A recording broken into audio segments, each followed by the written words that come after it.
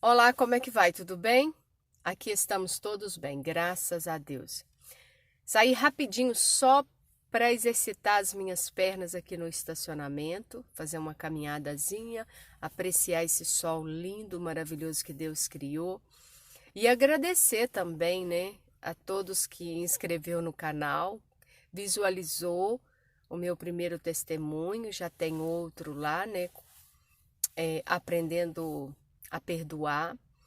E fiquei feliz de alguns comentários. Vários amigos fizeram um comentário, um curtiu, e eu estou muito satisfeita, tenho acompanhado aqui, e graças a Deus.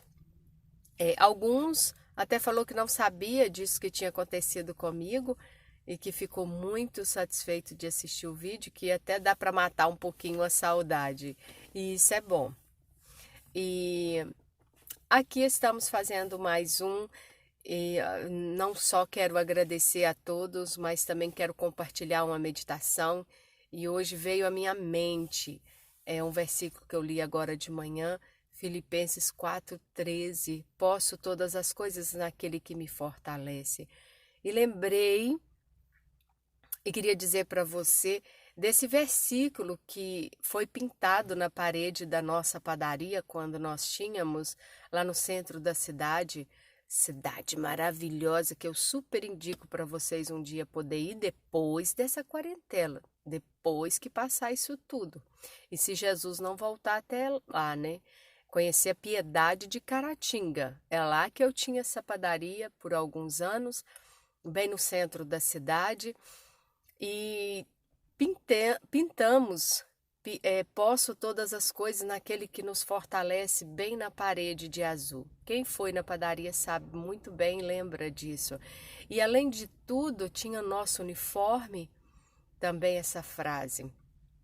Porque para me ter aquela padaria foi muito esforço, tanto da minha parte quanto da parte do meu esposo. Tivemos a ajuda de várias pessoas, vários amigos. Conseguimos e atingimos o sonho tão esperado, a padaria dos sonhos. Todo equipamento, forno que eu sempre quis, turbo a lenha. Ah, não me esqueço daquele forno, daquela amassadeira, do cilindro. Era um espetáculo. E daí, depois do sonho concluído, de obter, né, o que nós queríamos, do nada as coisas começam a ficar ruim. Concorrência aumentou bastante, a venda caiu e as coisas estavam indo de mal a pior.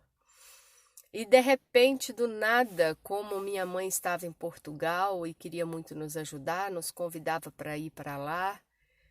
E sempre na nossa história teve pessoas que quiseram muito nos ajudar. E nessa época, minha mãe querendo levar a gente para lá. E quando as coisas ainda não estavam tão ruins, eu chamei o marido não quis ir.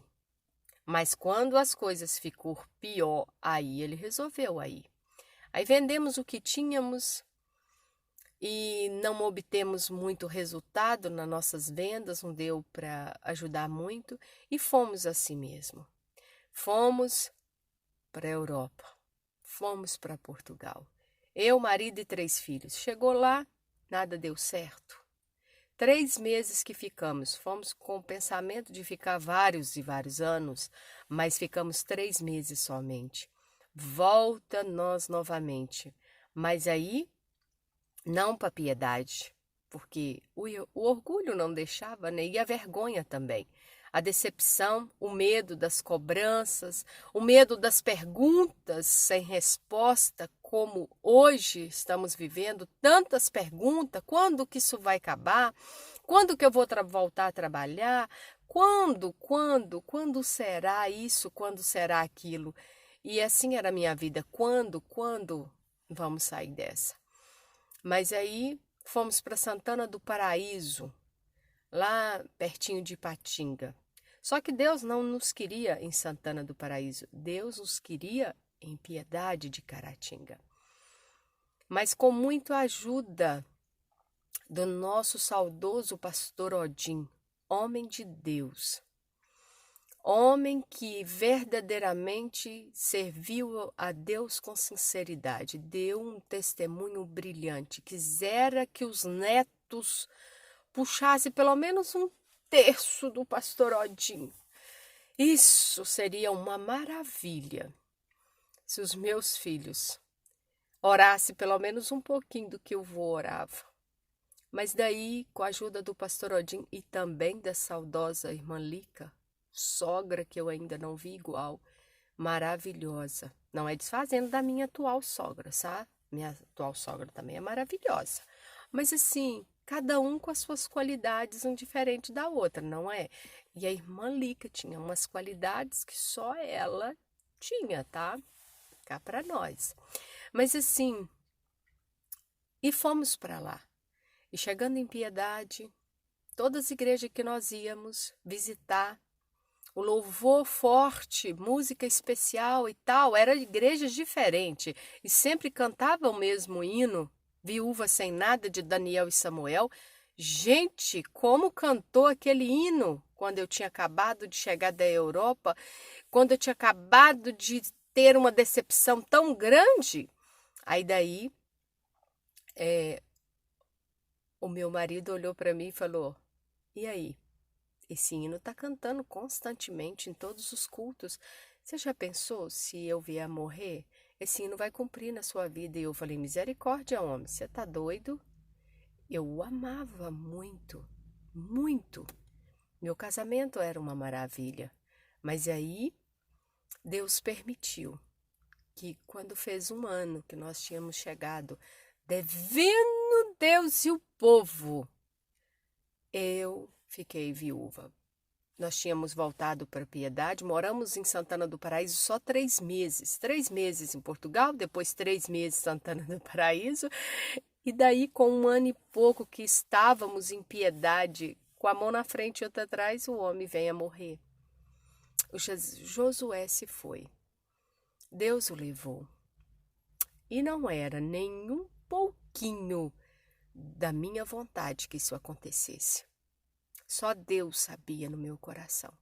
Não queria. Esse nome de viúva, misericórdia, era um nome que eu nunca queria carregar. Mas daí, sozinha, com tantas perguntas sem resposta, e aí, Deus, eu decidi a orar.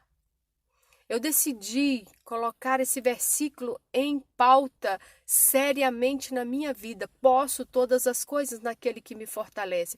O mesmo Deus que me fortaleceu a ter uma padaria, Ele me fortalece no momento que eu não tenho mais. O mesmo Deus que me deu um marido quando eu tinha 16 anos e eu orei para pedir, eu pedi, aliás, a Deus esse marido quando eu tinha 16 anos. Aliás, quando eu tinha 15, que assim que eu completei 16 eu casei, eu também podia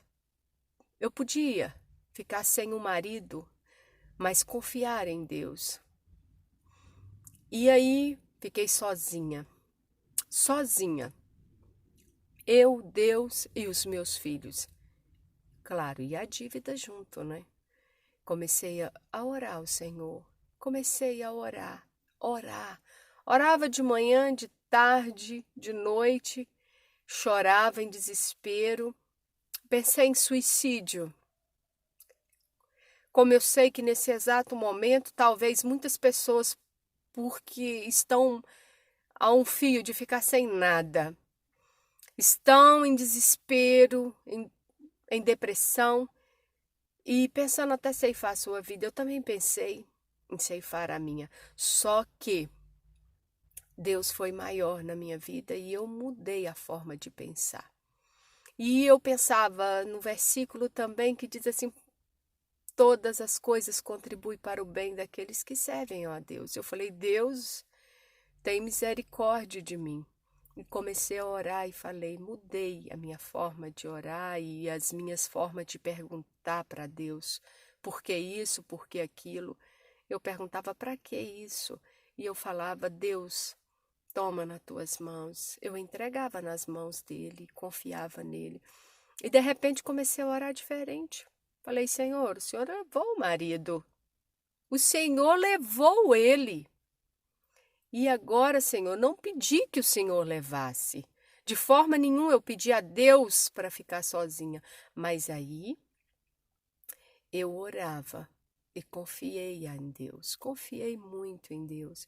E Deus ouviu as minhas orações. E daí eu conheci um outro amor, o meu amorzinho. Eu conheci um Gabriel, anjo de Deus. Aliás, ele foi um enviado de Deus para ser o meu consolo no meio daquela tribulação.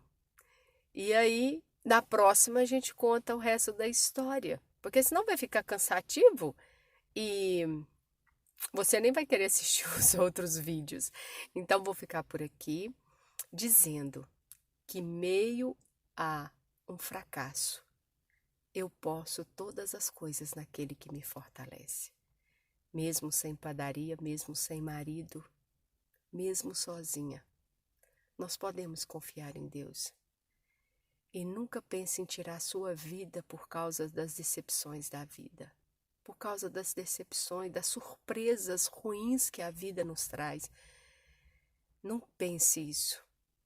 Entrega a tua vida na mão de Deus e o mais Ele fará.